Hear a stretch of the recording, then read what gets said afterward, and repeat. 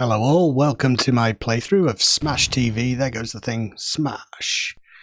A game that I really enjoyed in the arcade, so I was dead excited to jump in and try it again. I think, like, presentation-wise, just this start where you run in from your podium there and the cameras, the game always had this sense of it's a, you know, just a larger world. This dystopian future, just by the fact that they do so good of a job with the visuals and the backgrounds and stuff of making it seem like this is a game show, because you can see the mechanics of the show in the background and stuff. In the arcades, I don't think I ever got very far at all with Smash TV. It was one that I would always make a point of playing because I just loved the way the game controls. I loved the feedback of the shooting mechanics, and twin sticks I always loved. It just feels like such an intuitive and fun control scheme to me. He is one of the highlights, isn't he, the announcer? Just another thing that just presentation, fleshing out the game world. I've played a couple now, older games recently, where they're very bare bones, and just that little bit of presentation and taking the time to flesh things out a little bit makes such a huge difference. Mr. Shrapnel, I think his name is. Get rid of him. I mean, get ready for me dying an awful lot in this. I did have a little bit of a problem with my control scheme here, so I was struggling a little bit. Whatever the settings are that I played around quite a lot, but well, and this is another thing. If you by default, if you press down on the left analog stick, it brings up the menu for the game. So that happens on a couple of occasions. So apologies for that. Like I say, it's the first twin stick shooter that I've played since. This, you know, choosing to emulate in this particular way, so a few teething problems. Yeah, and just running straight ahead was a little bit difficult. It always seemed to want to go more diagonally reliably than up, down, left and right, so I was struggling at certain points, but you know, it's still a hugely difficult game. Those grenade things don't last very long, do they? The green grenades. Oddly, the missile launcher, which you would think, well, the clue is in the name, missile launcher. You'd expect it to be a little bit more effective than it actually is. Just shoots in a straight line, doesn't seem to have much of a area of effect. It's more like a beam laser that just goes through everything. Yeah, just that core mechanic of shooting these grunts is the most fun thing.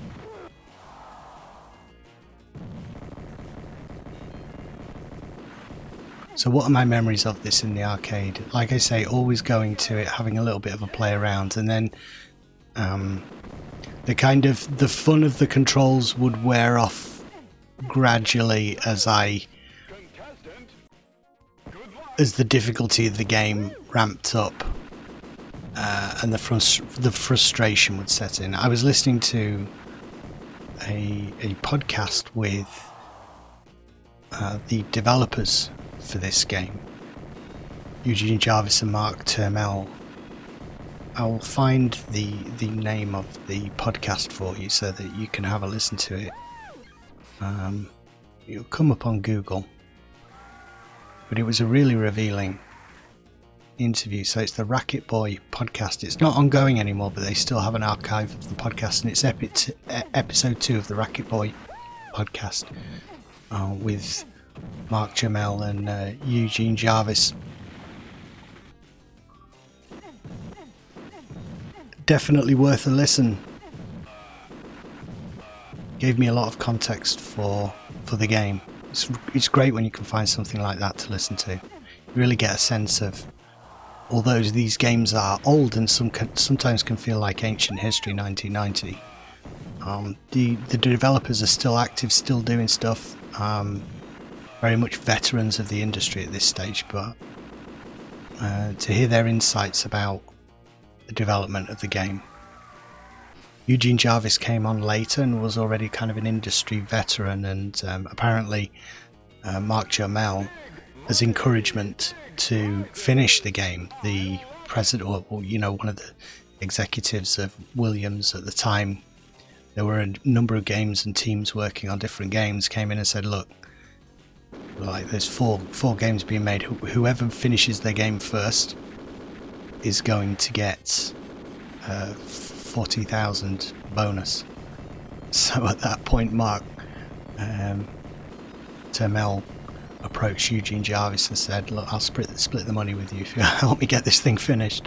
And as Jarvis was a veteran at Williams at that stage and had worked on a number of games and knew how to make the hardware do what it needed to do, they were able to finish it first and get the bonus.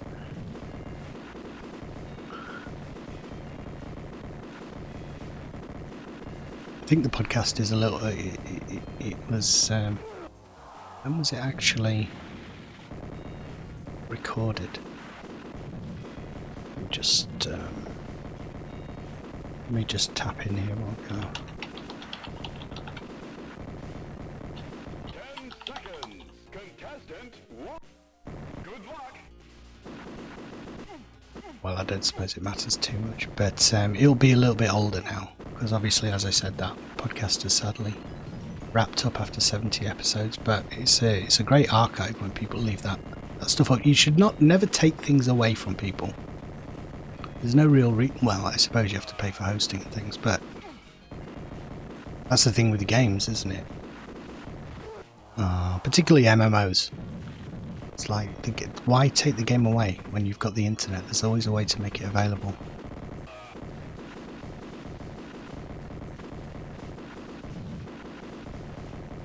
So in terms of the enemies, I like the earlier level enemies better than the later ones, because they're humans and they explode. Well, are they humans? That's the question. I was thinking, how have they got these guys to volunteer to be shot to death in this game show? Are these actual humans, or are they cyborgs or genetically engineered things in this weird dystopian future? In my head, they tempt them with the idea that if you survive, the baseball bat guys, grunts, maybe they get a chance at being a contestant. That's why they do it.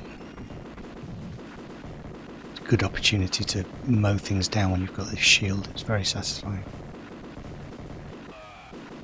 So I don't know what I never really gleaned when I was playing, but as sometimes happens when you watch back footage, you can pick things up, like what's the difference between the blue shrapnel guys and the red shrapnel guys? I'm not really sure.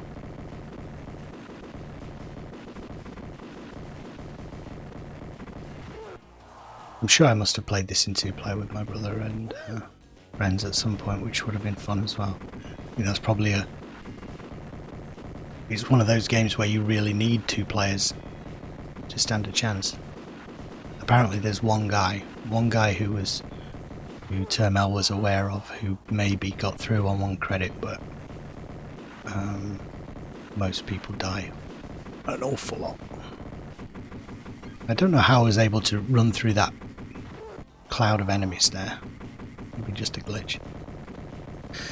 So there's a definite strategy involved, where I remember in the arcade feeling like, oh, I just like the normal gun, and the normal gun does sound just your bog standard gun. Sounds really good, and it's really a lot of fun to use and hear the bullets flying and the bodies bursting.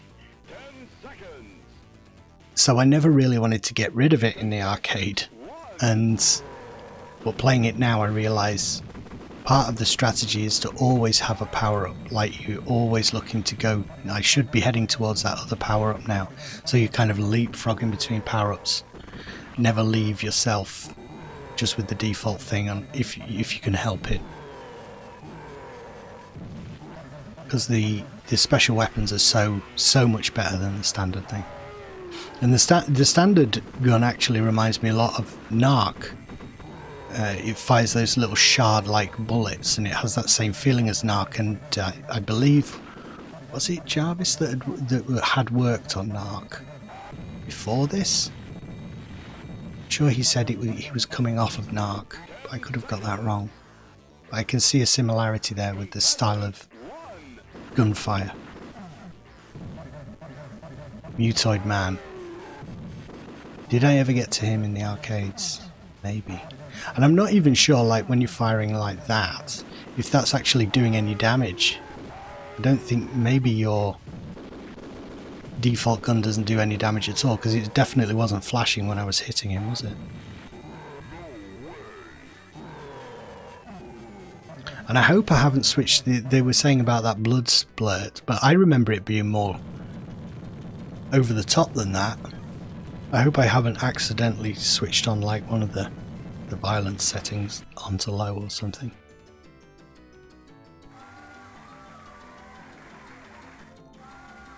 Who knows?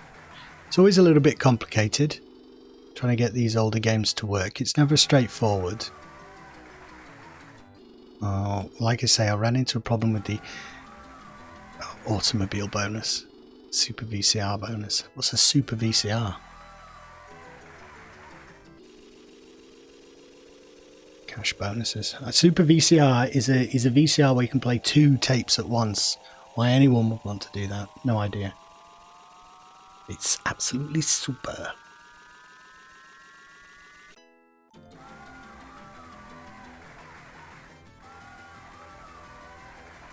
What was I saying? Yeah, I don't know whether... Look, like the gantries and the audience down at the bottom. They do such a good job of framing it in this way. Just with that starting screen there. Very detailed. And in the bottom right there, a little control room. And the gantries kind of go away as the action starts. It's good stuff. Yeah, I was saying that the later levels I like a little bit less because... they're not quite as interesting to shoot, are they? Just these orbs. Not quite as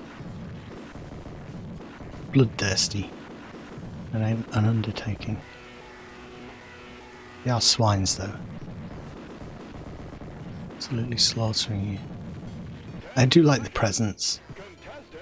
My favourite, which I didn't mention in the review, because sometimes, you know, just the way the sentence flows it's not right. But the vacation, I think it's a luxury. You can win a luxury vacation.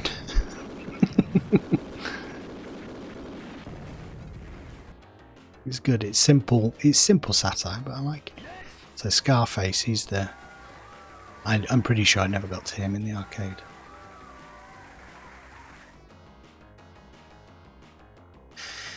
Yeah, and apparently they were working on a Smash TV 2 at some point, at the point at which that podcast was recorded, so that hasn't materialised. Apparently it's still top down but all 3D, and you will zoom in at certain graphic moments. A little bit like Mortal Kombat, I guess. 2D plane but 3D graphics. I would hope they wouldn't change it too much. There was a period in... what's a good example? Do you remember a few years ago there was a Syndicate kind of reboot? Syndicate, for those who don't know, is a top-down kind of strategy game where you have a squad of guys and 4 guys go through the mission, and you have to use strategic placement and different abilities to complete the mission, and it came out and it was like some kind of FPS thing. It's like, geez, games are about mechanics. You can't just slap the name Syndicate on something if you've changed the entire mechanics of the game. It's not the game anymore. You know, and the same with, like, if they remade Smash TV, I would hope they wouldn't go like over the shoulder 3D, you know, go down to the characters level and have them, you know, third person shooter kind of thing. or even first person, because then that's not the game. Make it a different game. It's all about name recognition, name recognition, isn't it? We've got a license, but yeah, don't fuck up the core thing then. Which it sounded like they weren't going to do that at all. We're just going to use the 3D graphics as kind of an update, but keep the core mechanics the same. I don't know how that works. I think that whole cloud exploded there because you have to kill a number of them, and then the rest sort of explode. Yeah, there's no real area of effect on that missile launcher. It's not my favourite. If there must be a cheat code somewhere that would give you the triple shot all the way through. That would make the game a lot more easier. It's kind of like buffalo things, apparently. One of the later levels says something about buffaloes, and they do look a little bit like meaty buffalo, like sacks of gristle, alien buffalo things.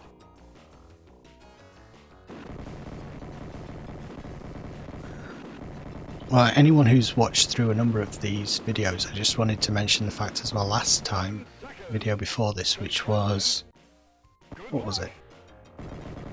Final Fight. I said my next video was going to be Starblade, and I do have that ready to go, but again, there's a problem. I'm having problems with this. I'm not sure if it's the controller I'm using. I need to try a different controller, but adjusting sensitivity settings is making certain games hard to play, Starblade being one in particular. It's just too sensitive to be playable. This one was just about okay. So I don't really know what to do about that. I'm going to have to try a different controller, I think.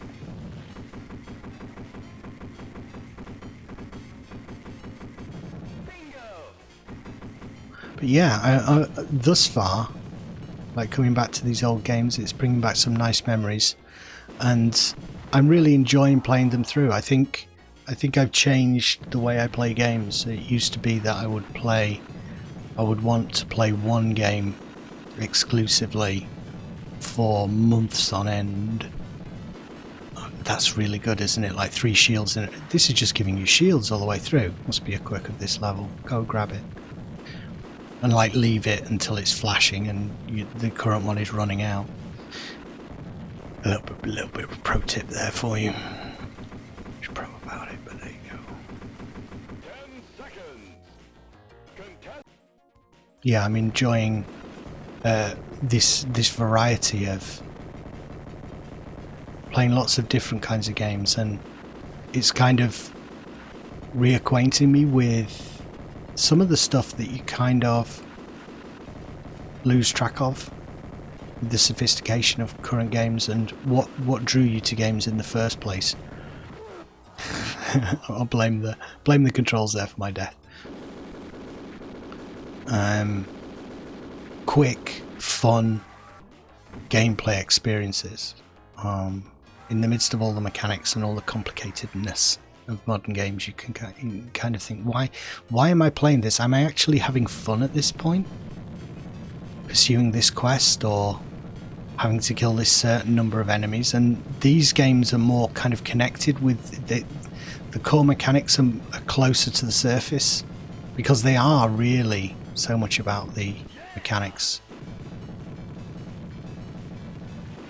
And there was so much innovation going on at the time of things like Smash TV, where you came up with a new mechanic, and that is your concept for the game. Twin stick shooter. Someone comes up with that, or a trackball, or an innovative way of controlling the player playing the game would be the thing that dictated the flow of the game. Now stuff is very much locked into genres, isn't it? And we kind of know what to expect. And innovation is a little bit more, I don't know, conceptual rather than hardware and something as simple as the way you control the game can dictate the type of game it is. I suppose Nintendo does that a lot, don't they, with the Switch and the Wii and stuff like that. Well, they're the only one who really does it well, I think.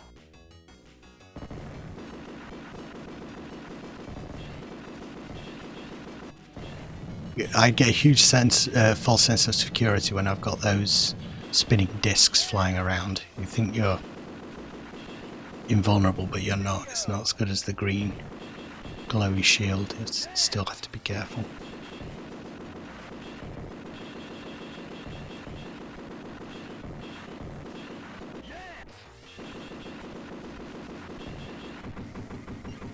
The game that I am going to play next is one that I've really been looking forward to. I've made sure it works, controls are all working, so it will definitely be the next one, which is Bubble Bobble.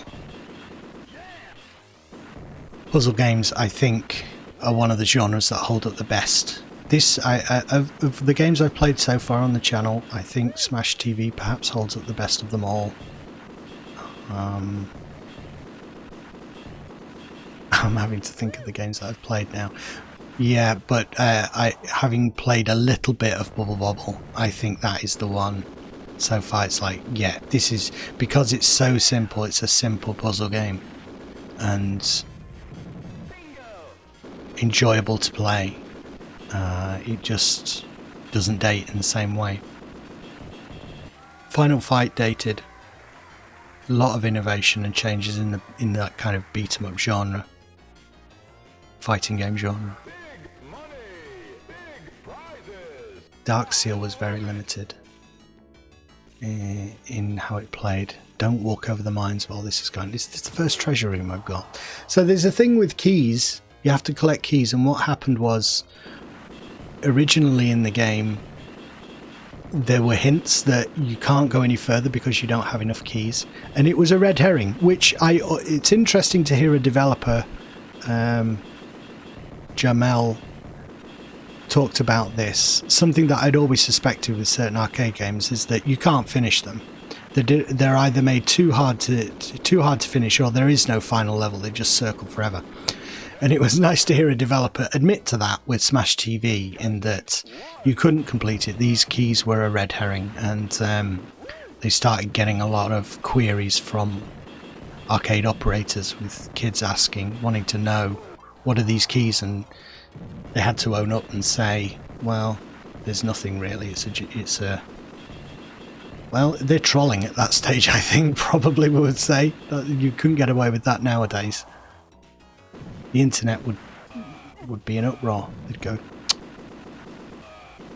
But yeah, so in a later revision, they did make the keys useful, and they give you access to these pleasure domes where you can get loads of stuff. And I'm still not sure what the pleasure domes are. If that treasure room where I was is one of them, or not. I did go through to the end and beat the final guy, but these pleasure dome things, don't know what that really is. I just kept playing and picking up keys when I saw them, and then when I get to the end of this playthrough, it says you've nearly got enough keys, then you've got enough keys, and then you fight the final guy.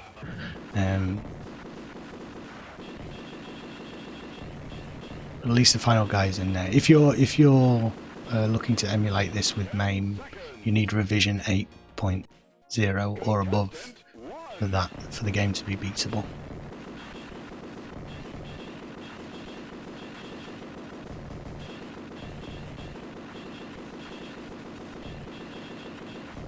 I like the little metallic sound as the bullets hit these guys as well. There's never any slowdown, is there? They're just going at such a rate. Just poor enemies at the player.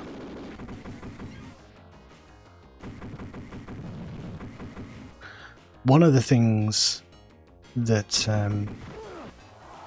that the devs were talking about was the decline of the arcades, and we all know about the rise of consoles and stuff like that, and how that contributed to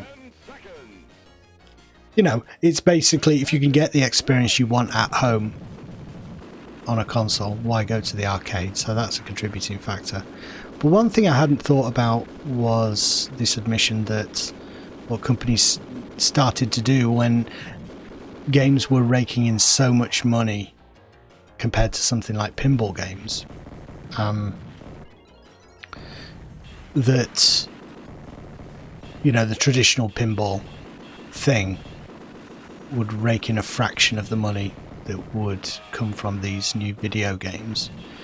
The companies also started to jack up the price, you know, and I certainly remember that. Games were 10 pence, and then there were, I don't remember 20 pence games, but a 50 pence game, £1, to play one of the big cabinet games and stuff. And that did get a little bit ridiculous and may have been a contributing factor. Just a little bit of greed there coming in. How much can we fleece out of people? Well, certainly not very much when they've got a Nintendo at home.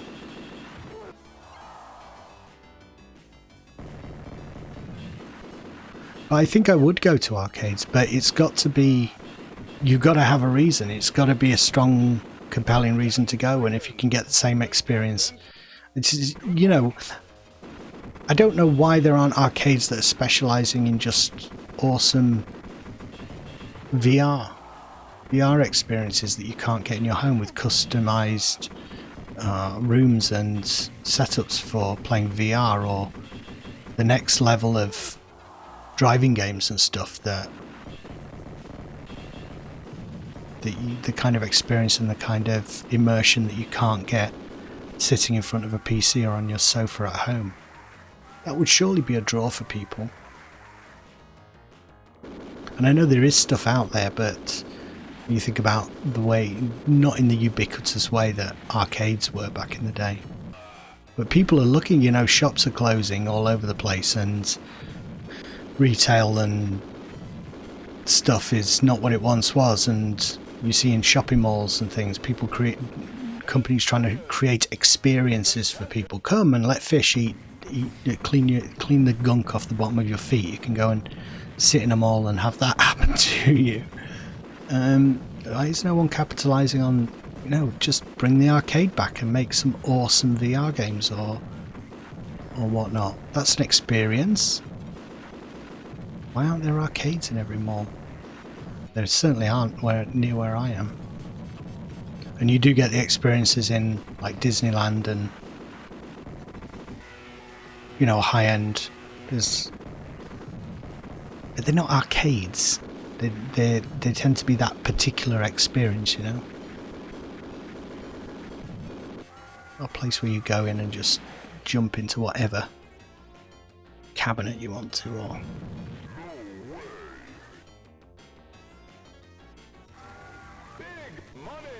I do like the feedback of when you fire at the enemies, the bosses. You tend to see the damage on them like that. I always like that. You can kind of see that you're making progress, you're having an effect. The only boss in this where it doesn't really happen as obviously are the two snakes on the third set, the final sequence of levels, where I don't think they gradually get damaged over time, so it's a bit harder to see if you're getting anywhere with them. But I much prefer that to an energy bar. 10 seconds. Contestant. Can't even be bothered waiting for the continue screen to turn up now. So, you know, because he takes so much damage in the playing of the game at this stage, I started to think, you know, do I need to...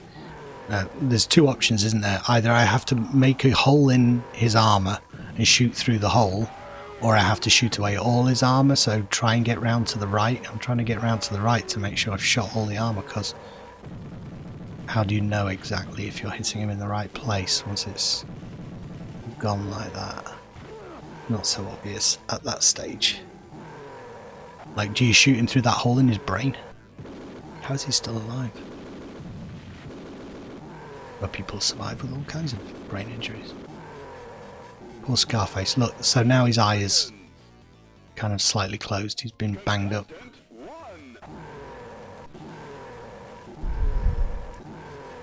So, if I were going to make a Smash TV sequel, not change the core mechanics. We like the game. We like everything about the game, the way the game plays, and it's what could you add to make it more interesting? Well, something that comes to mind for me is just different character classes. 4 different dudes who have slightly different weapons, speed, special abilities maybe. That would vary things up nicely. For a start, who knows? Once you've got 4 character classes, could you make the arenas bigger and actually have the 4 people playing together, aka Gauntlet? That would be interesting. Really get some strategy in there, and then it would be really good if there were like instances in the game where, because I think at the end if you play through 2 of you at the same time, it totals up the score at the end, and whoever's got the most points is the winner. But wouldn't it be good if you could actually betray each other, and or you were pitted to get against each other at the end? The characters had to fight each other. Well, there are situations where you're forced to choose between more money or, you know, screwing over your... More money means screwing over your the player 2 or whatever. That kind of thing would be interesting. I remember this sound effect so clearly of that particular special weapon, that sort of high-pitched whine. My favourite weapon. And actually survive for a little while.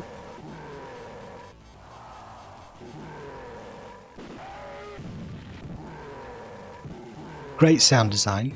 I was looking through, obviously found a decent amount of information for this game, so that was a nice change. But not that much mention made of the sound. It's probably out there. I just need to keep digging. Pick up information as you go. There's always stuff to learn. I already feel like I've learned a ton about arcades, retro gaming in general, and various developers and what they're doing now and stuff, through doing just these few videos. So looking forward to more of that. There you go. And just because he's in his death throes doesn't mean he's not still dangerous. So I was dodging quite well here at the beginning. I thought this guy's easier than the main guy, and then suddenly you die horribly. There you go, the first of many. It looks really creepy though. The skull.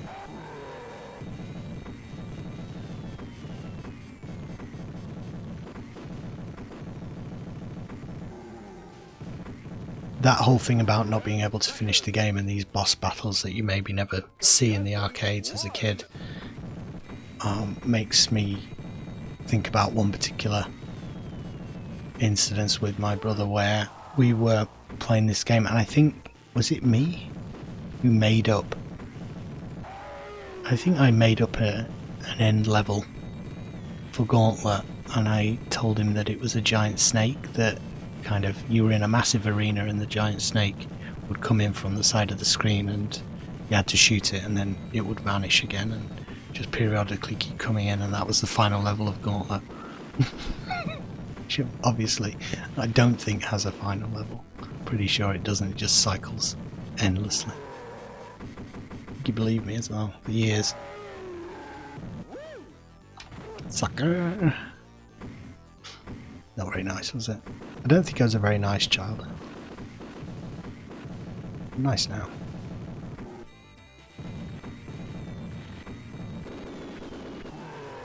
Come on. Look at that, it's just really cool, the amount of detail in the graphics. Just how banged up the skull looks now. It just looks great. Great game. See, the guy went on to do Mortal Kombat and stuff. Visionary visuals. How's that for alliteration? So we're on. Let's see how we did. Televisions this time. So I don't know how many of those I picked up. You get the television bonus, luggage, leather luggage, snakeskin, suitcases. Vacation! That's what I want. Just remember watching these lame game shows. I always hated game shows and just the just smacks of desperation. You've won a Ford Fiesta. Woo! Oh, they shit themselves.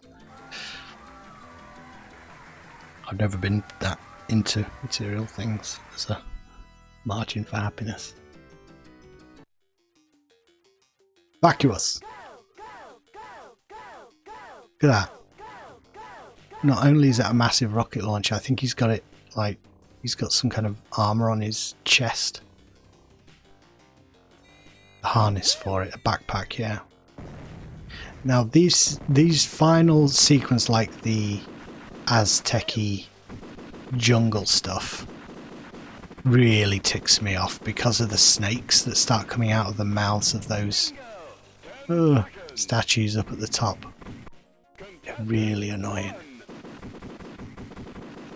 And out of the door, those guys. I think you do have to kill every single one. You don't. It's not like the cloud of balls. You'll just keep going until you slaughter them, which usually doesn't happen.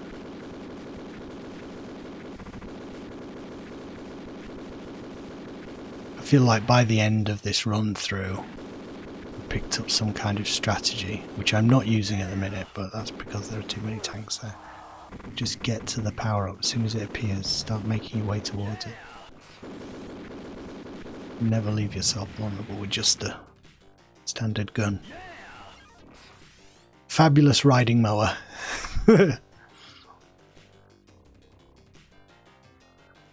So we get a look at where we need to go. A lot more stuff. So I think it might be, maybe it's down at the bottom there where it's like the question marks down at the bottom there. They could be pleasure domes. I'm not sure. 10 seconds. You know, one of the reasons for me doing these retro games, it occurs to me, I never researched for sure what the pleasure domes are and stuff like that, but that kind of is not why I'm playing the games. I don't want to necessarily know every minutiae of a particular game. I mean, if there's one that like really does sort of thing, yeah, well, it could happen that you want to know all that stuff, but I'm more interested. Why I'm not staying with one game and just moving between games is because I'm more interested in just the general sense of gaming in the arcades, you know. So to spend too much time uncovering every aspect of one particular game is not the focus. So that's why I'm not that bothered about that type of thing. I'm sure if I played Smash TV a bit more, I would research it. 10 seconds. But broadly speaking, it's kind of a retrospective of arcades broadly, so can't really afford to spend too much time on each particular one. Getting really good at it and all the various aspects. So have they engineered that guy? Have they stuck him into a tank? Is he a cyborg at that point? I always thought he was a cyborg. They just replaced his legs with a tank. But I suppose he could be sitting in it.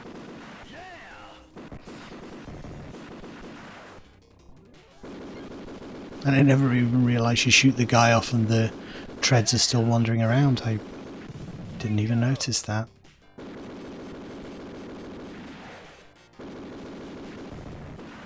Speed boost. I'm not sure if the speed boost is a good idea, you know. Makes it easier to get away from enemies, but also easier to run into mines. What do we get? Our exciting home game.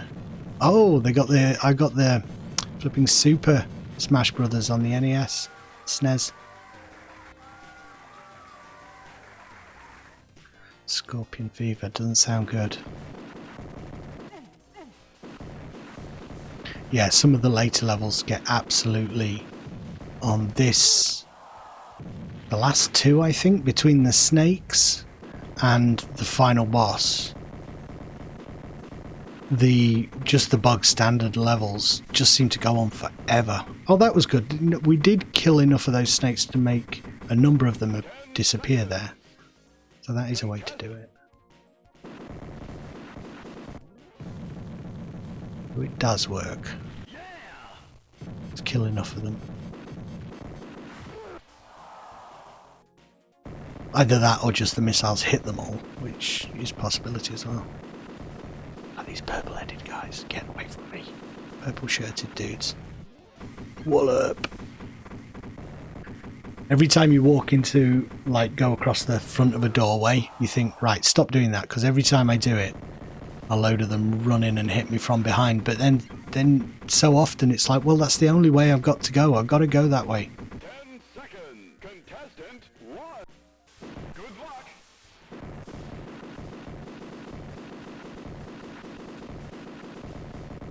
So it's not too bad, actually. This level, I was under the impression this sequence of levels there weren't many grunts, but actually there are. I think these guys are like the basic fun of the game, so to take these guys away is a real shame on those levels where they're not there. Oh, one day I'll be able to do those awesome elite kind of maneuvers. I thought, I just didn't get it in time.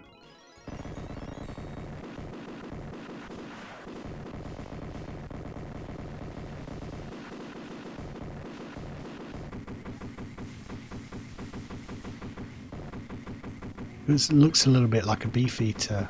You know, the guys who guard the queen, the big furry hats, 10 seconds. the shrapnel guy, because of the red and white. 1. But he doesn't have a hat on, so that's not what he is.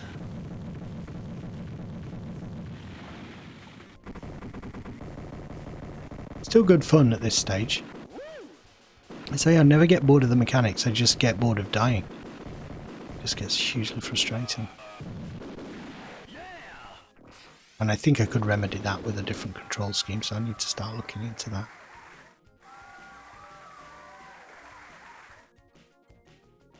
Dynamite Cobra boss. So is that next? Could be.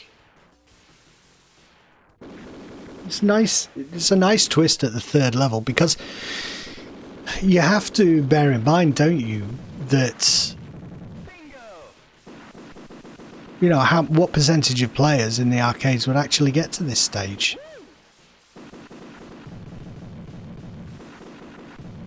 The temptation would be to, you know, put maybe a little bit less effort into the later levels, start recycling the earlier levels and stuff, but they changed the whole design aesthetic at this late stage of the game. That's dedication for you. That's commitment. I really like shields.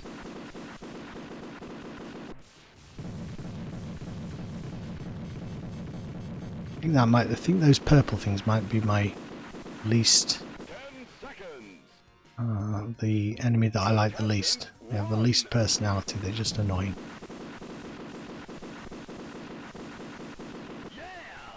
Made me feel a little bit better when I heard Eugene Jarvis, the developer of the game, saying, you know, most people going through the game, or he was going through the game, was like 40 quid to get through because of all the continues.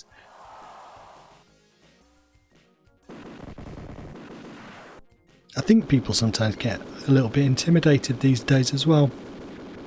Like I said in the previous video, when the footage of the best players in the world are available, it kind of intimidates people a little bit, and they think they have to be that good to either play games or to have an opinion about games or to enjoy games. They just, you know, and you don't have to be anything of the sort. They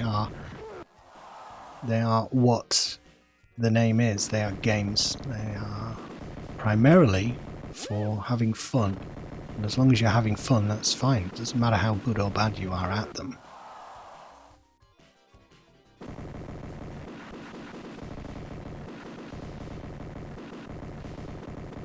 buffalo dudes again. Sometimes it is a bit of a shame though. You would like to see these guys head on and see what their face looks like. You can see the top of their heads like their brains are showing, and they seem to have a face on there. Yeah, they're like Space Invader dudes. Meaty Space Invader dudes. I wonder if anyone's done any fan art of them. I do fashion Smash TV Deviant Art.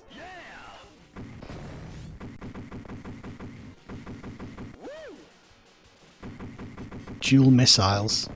Oh yeah.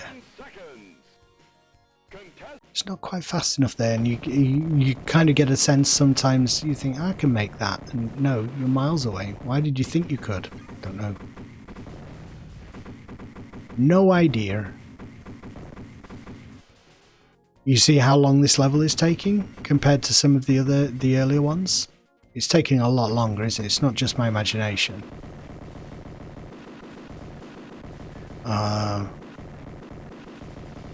Mark Tamel told a story about the first time they took the game to be tested in an arcade, and they had like 10 levels, which would roughly take about 10-15 minutes to get through, and was showing it to a developer friend who said, geez dude, you've got to put more stuff in than that. The kids are just going to go through it in seconds. So they made that 10th level really impossible to get through, and then went away for a little while and then came back, and this crowd of kids was still trying to get through and trying to beat that 10th level. At which point I guess you know you have a hit. 10 seconds. The addictiveness of the game. Contestant 1.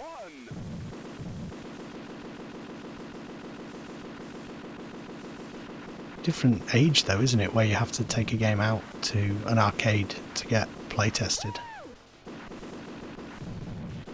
Nowadays you just get people online to pay for the privilege. Early alpha development. It's an alpha build. Get back to me when you finish your freaking game.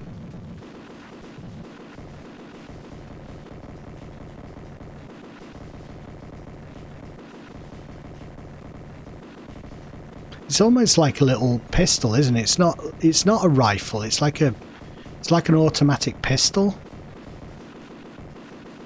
It's smaller than I thought it was. No, I thought that you could train the guys towards the mines, but the mines only affect you in this insane world. And for some reason the shield protects you from the mines, which I thought it wouldn't really. Good use of shields there. Good lad. You're doing well. Ooh, good lad. Get away from the door, for goodness sake. Shouldn't have gone back for it.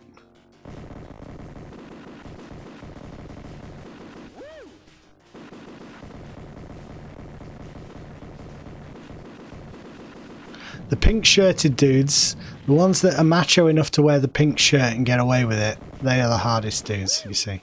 That's why they're always the manager in an office. The guy with the pink shirt, because he's the butchest dude.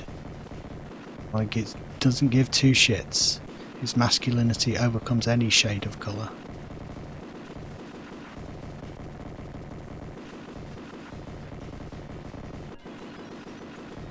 Any hue in the rainbow. I am far more manly than any of them.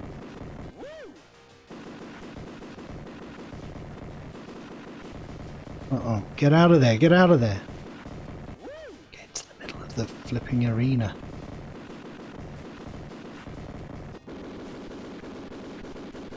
Jeez, that is the best, that is the best. That drone and also the triple shot. So you've got 6 shots going on there.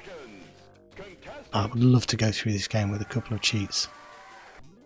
That awesome weapon all the way through. Secret rooms nearby. Is it exciting? Bingo. So the snake head, it must be going straight up there. It's too significant not to. But interestingly, it's just a memory game because you only get a glimpse at the map at the very beginning, so you've got to just remember.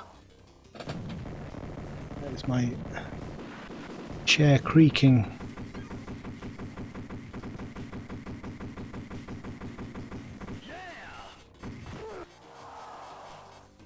Year's supply of meat products. I think, well, me nitpicking at this stage, but it should be a year's supply of something specific. I think that is funny. A year's supply of beef or a year's supply of pork. It's slightly funnier than a year's supply of meat products.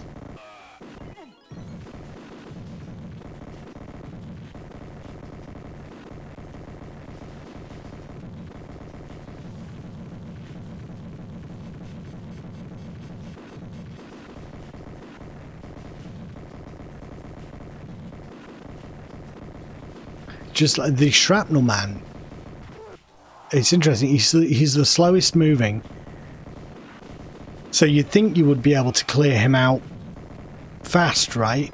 But because he is, because he is the slowest, there's always something that seems like more of an immediate danger than him. So it's weird. So I don't get round to him, and then of course he explodes, and his shrapnel gets you. But like, I've got to contend with all these guys. I haven't got time. This slow-moving guy who takes a ton of hits to kill. And there's other stuff swarming around you. I wish I was good at games. But why am I not dying there? It's really odd. Just walk into a piece of shrapnel eventually. It's like a bunch of chickens. We've got chickens out the back and they just follow you everywhere. These guys do the same thing. Yeah, a couple of different character classes. A little bit more strategy in the environments, like being able to use the environments to trap the enemy or something. You know, flip a switch. Maybe you open a trapdoor, and if you time it right, they fall down. Stuff like that, environmental. Let the player use a little bit of cleverness and whatnot. Buffalo gun. So it references buffalo gun, and then these guys come through. So that's why I started calling them buffalo things.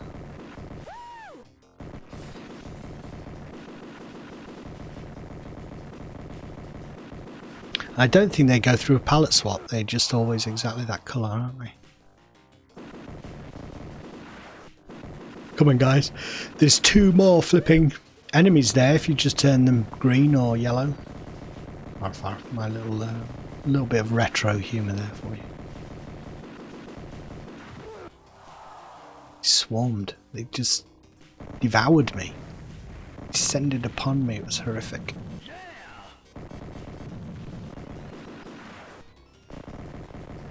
What else could you do?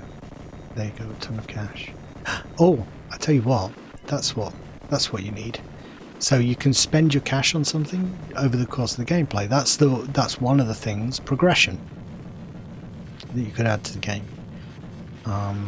Ability to buy different guns and stuff between levels. Use all that gear, all those presents for something during the game. I think it's ripe for a sequel. Just add all those different things and I think, yep, there's your sequel.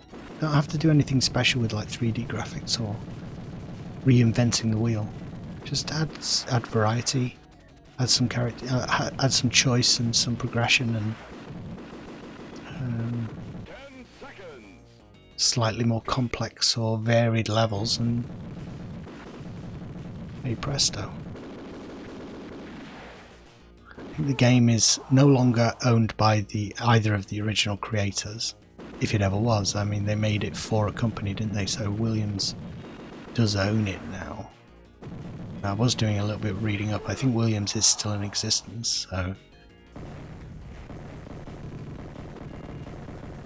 whoever makes it, well, it'll be a contract, won't it? And then, just like it was for the original game, it's like you're employed to do this job for a company, so you just hope that the guys who do it, if it happens, are passionate about it and, you know, want to do a good job, and they're not just doing it for a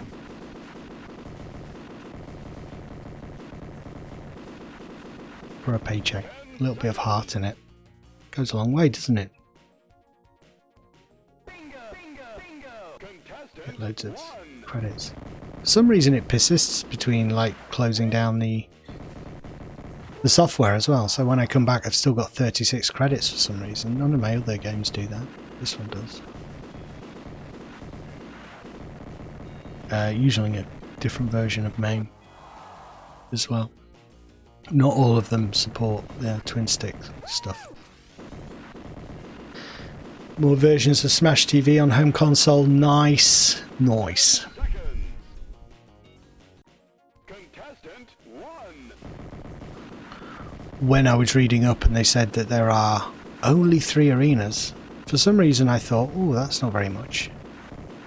I thought Smash TV would be one that lasted a long time, and but it actually does. It takes a bit longer than something like Final Fight, I think, to get through. Doesn't see much on the surface, but when each of these levels starts to be a real grind with tons and tons of enemies.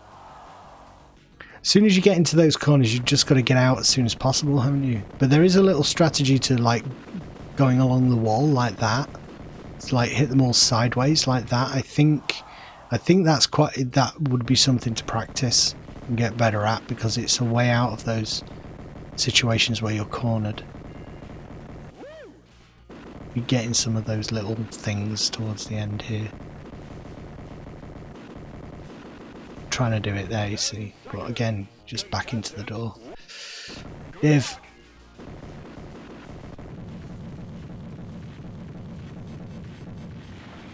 So many mines. How many years of meat products have I got at this stage? Decades worth, centuries worth of meat products. Let's hope this dystopian future stays in business.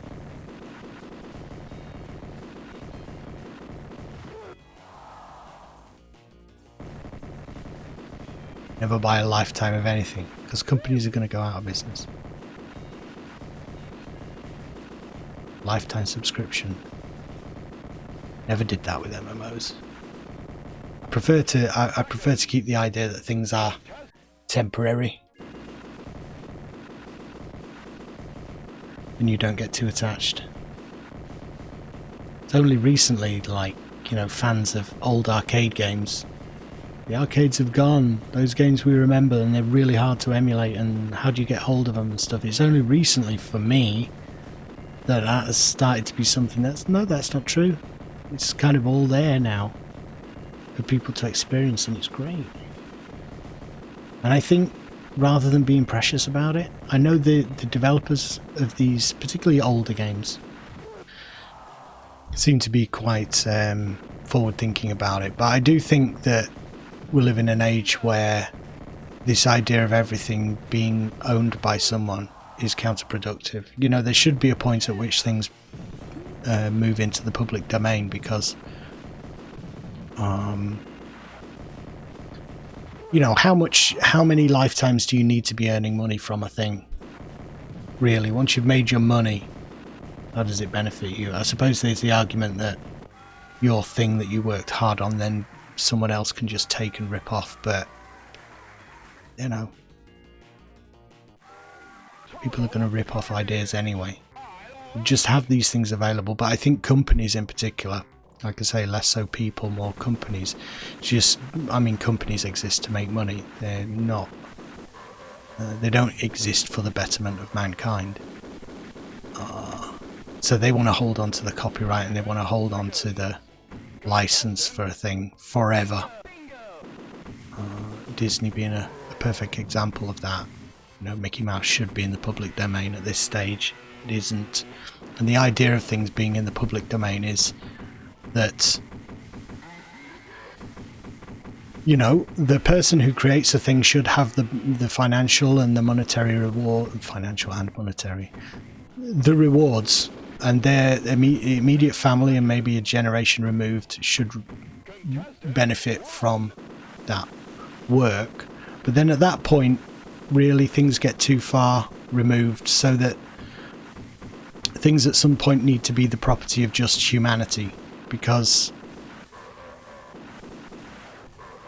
sharing things, and I'm thinking about stories in particular, you know, the sharing of things and the sharing of stories, and by extension games and things like that, is ultimately what moves us forward as a species. And if everyone's just so precious about their thing, and you can't have their thing because you haven't paid for their thing, then that's very limiting.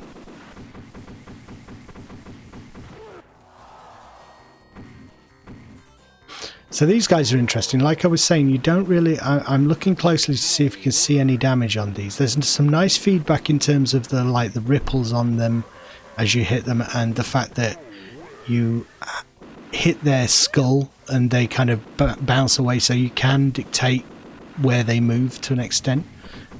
Nice feelings there. Like it feels nice to fight them. It feels like you've got a say in what happens, more so than Mutoid Man, really, because he's wherever he moves, you can't stop him, it seems like. But these guys you kind of can. But yeah, there's no damage ticking down on them. They just eventually, if memory serves, they just eventually explode.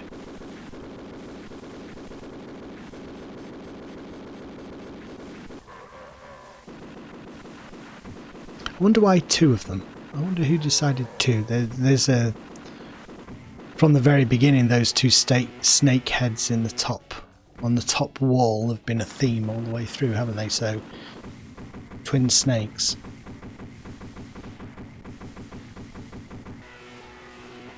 Why two? Why not one? Why not three? Don't know.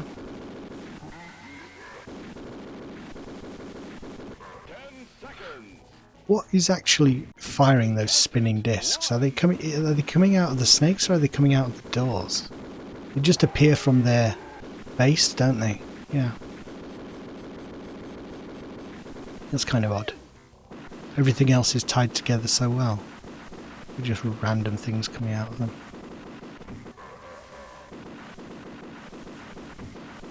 When they rear up like that, it's quite dramatic, isn't it? Rear up actually off the screen ahead. Alright, there you go. So more blood. Good stuff.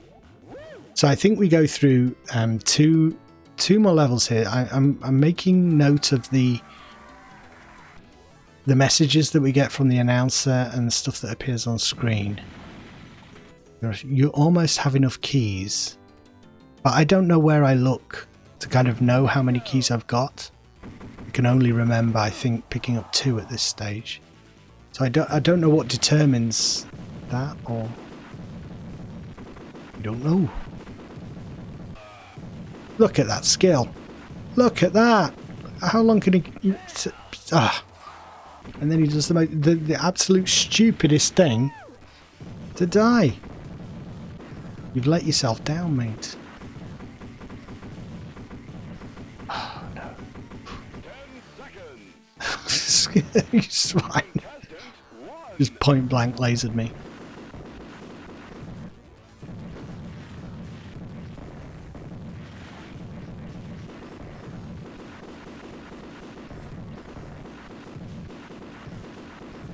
What a fun way to spend your afternoon, you know? Playing a little bit of Smash TV, then talking about Smash TV. I would not have it any other way. It's good fun. So if you're watching this with me, thank you very much. I do appreciate it. It's nice when you can share these hobbies with people. Contestant 1. Bingo. Wallop. We've gone all mechanised all of a sudden once we've gone through the Aztec levels. I thought I was in a jungle there for a minute, but it's all set dressing. It's like the Crystal Maze.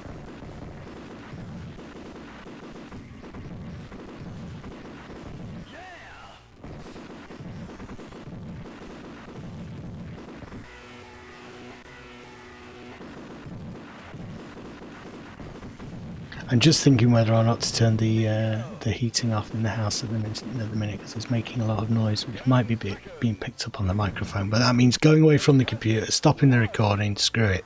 Let's just get to the end now. If you hear any weird gurgling, that's what it is. It's the heating in the house. It's freezing outside. It's not freezing. It's just raining. That's enough of these blue buggers now. It's ridiculous. How are you supposed to survive in the midst of this?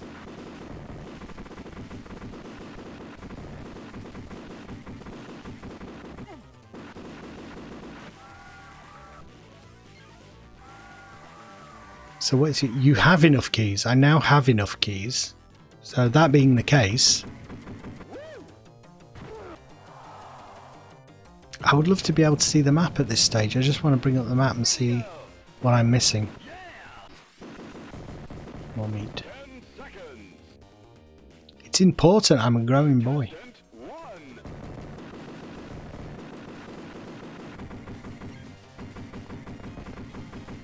So after this, I think Mark Jamel created Total Carnage, which I can't remember exactly. Is that a... It's not a sequel, but...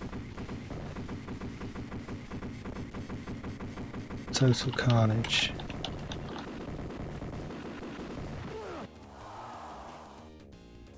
Let me have a look.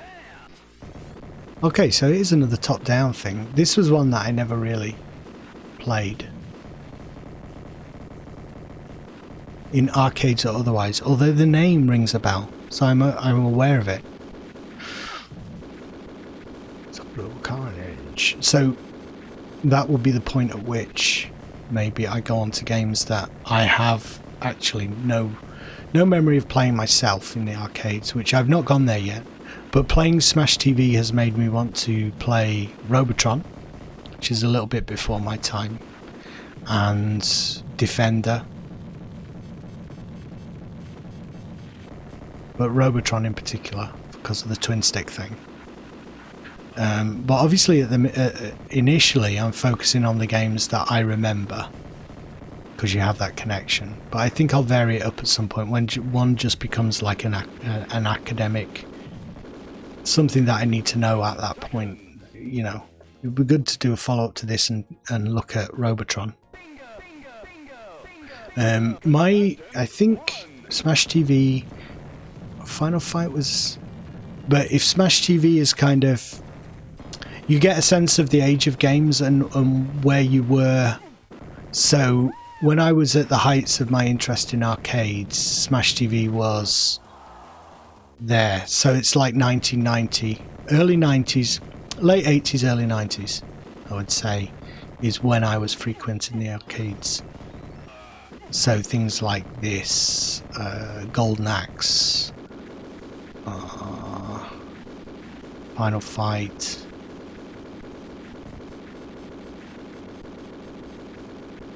Street Fighter 2 for sure, rather than Street Fighter 1. So that's the kind of era that I gravitate towards, but I do want to try earlier games. I want to play a load of Asteroids. I want to play Blasteroids in particular, because I remember that being great fun. Is it Blasteroids? Blastoids, I think it might be. It's like an Asteroids, a more complicated graphically, higher graphical fidelity Asteroids. The sky's the limit, really. Fire the other way. That's it. That's the strategy. You're getting it. You're getting it. On the final level. It's about bloody... No, well, you haven't got that, have you? He's got a pink shirt and a red baseball bat, and you still missed. You still couldn't avoid him. Don't do that. Go back the other way.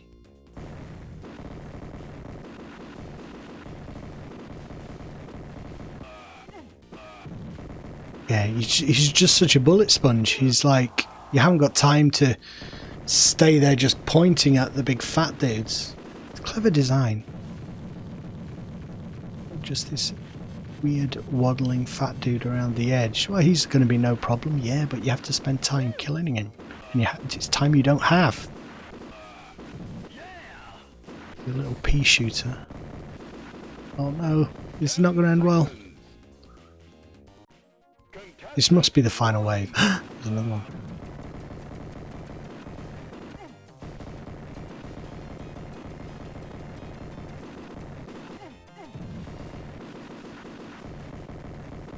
I do like the final boss.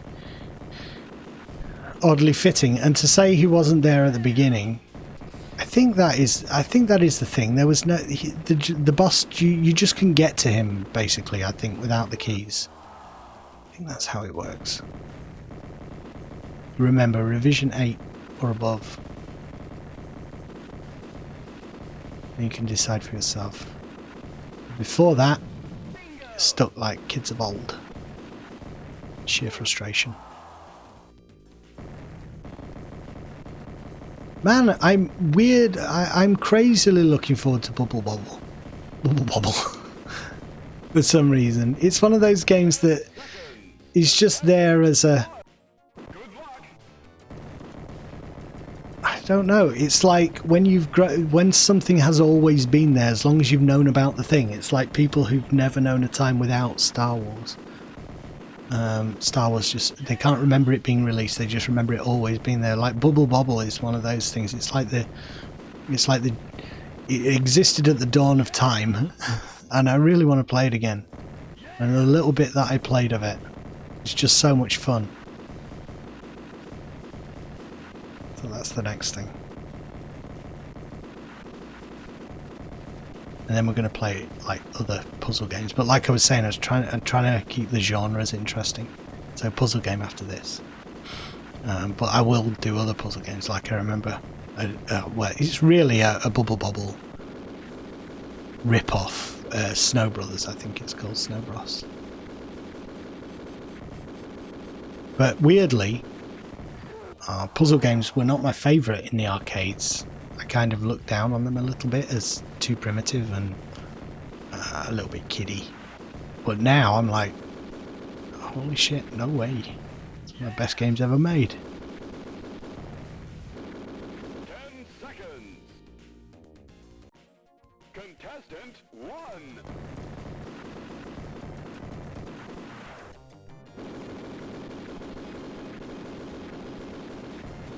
Yeah, there was a lot more information about this game available online than some of the other ones I've looked at, and I wonder if some of that is to do with the fact that this is an American-made, Williams is an American company, and the developers are American. If I was on, like, if I spoke Japanese and stuff, I would be able to get more information on things like Final Fight and Dark Seal, which are Japanese-developed games. If it's something as simple as that. Whoa!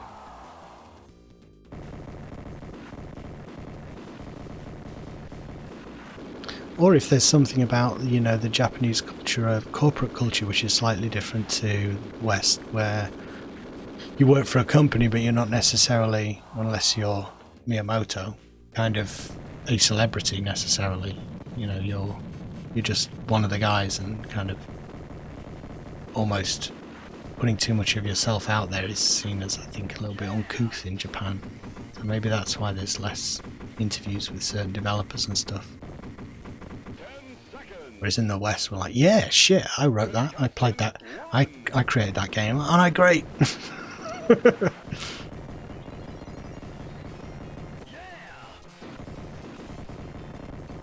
Come on, there can't be enough of these guys left. We've been to all the homeless shelters and all the hostels. Can't get any more suckers to take part. Last wave? Yes? Yes. So this is the dude, I think. Eat my eyeballs. Rather not. Good luck. You'll need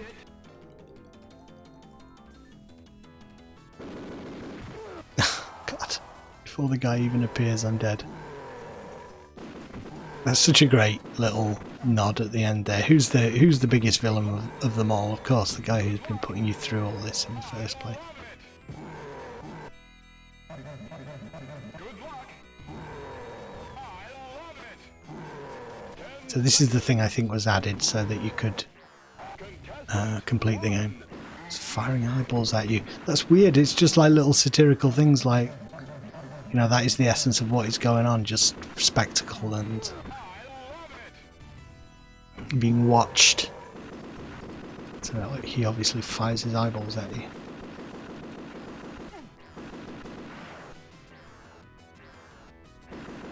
Go get the triple shot. Ah.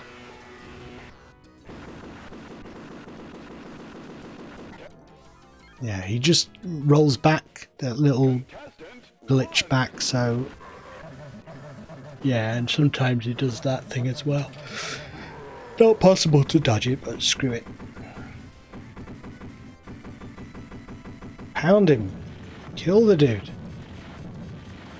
I love his spotty vest.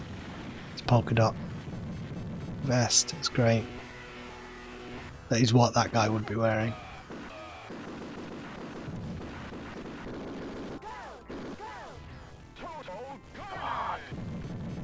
Getting really into it now. Just fill him full of lead. Explode him. Oh, come on. You missed me there. Don't seem to get that special weapon on any of the other levels. Unless I'm mistaken. Can you remember me getting that, like, the beach ball firing bazooka thing? Anywhere other than the boss battles? I can't.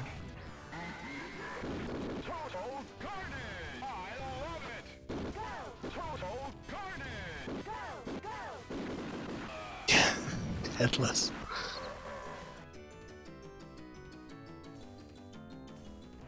Well, at least he's not firing the flipping eyes at you anymore.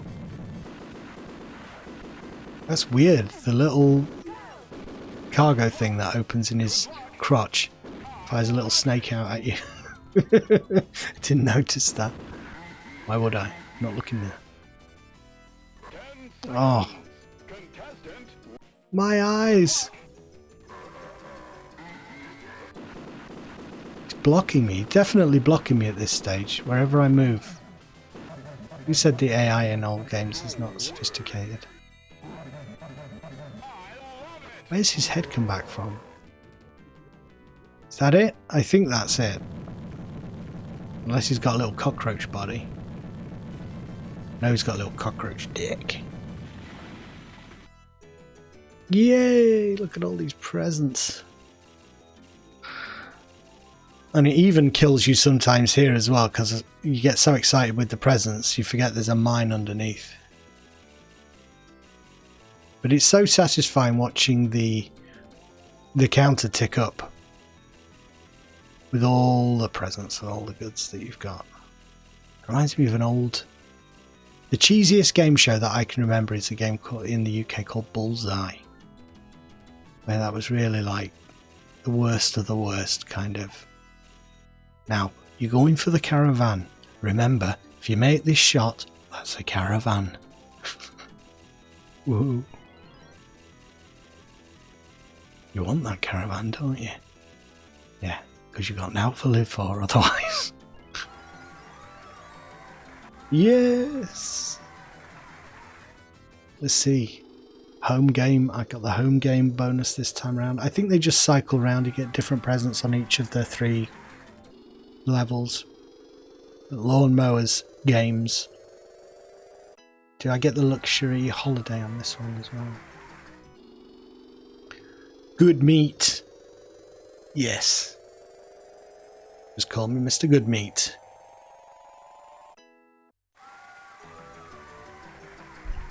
$16 million? 17? Shit. It's awesome. The future, it's like American Gladiators in the future. Contestants ready! Thank you. You have graduated to the elite ranks of the Smash TV survivors. I mean, I just had loads of money to keep continuing. You are a great Smash TV player. Little do you know. Maybe the best. Thank you for playing Smash TV. Well, thank you. I enjoyed it. Thank you guys for watching. The retrospective, the review is up on the channel at this stage. There are at this stage a number of other things for you to watch if you would like to. I've been through Final Fight, Dark Seal. What was the other one? But I'm going on. You know, there'll be more and more videos as time goes on. Thank you for watching, and I hope to see you again in the future. Bye for now.